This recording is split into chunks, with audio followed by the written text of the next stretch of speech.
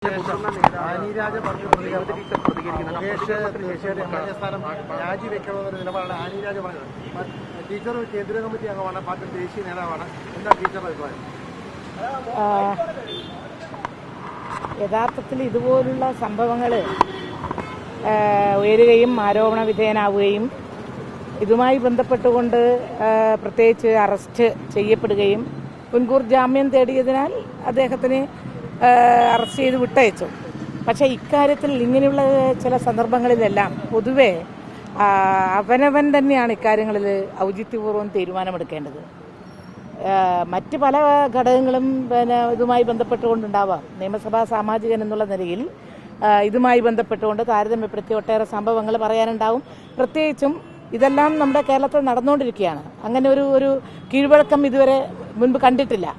അത്തരമൊരു സന്ദർഭത്തിൽ നമ്മൾ കേരളത്തിൽ ഇരുന്നുകൊണ്ട് എല്ലാ കാര്യങ്ങളും പരിശോധിക്കാതെ നമുക്ക് പറയാൻ പറ്റില്ല. പക്ഷേ ഇതുപോലുള്ള കാര്യങ്ങളിൽ ഇങ്ങനെ വരുന്ന സന്ദർഭത്തിൽ ഔചിത്യപൂർവ്വം അവനവൻ്റെ ധാർമ്മിക ബോധം വെച്ച് തീരുമാനമെടുക്കാൻ കഴിയേണ്ടത് അവനവന് തന്നെയാണ്. അതാണ് അതിൻ്റെ ഭംഗി. അതായത് മുകേഷ് സ്വന്തം ധാർമ്മികതയുടെ പേരിൽ രാജിവെച്ച് മാറി നിൽക്കുന്ന അത് ഔചിത്യപൂർവ്വം എന്നാണ് ഞാൻ പറഞ്ഞത്.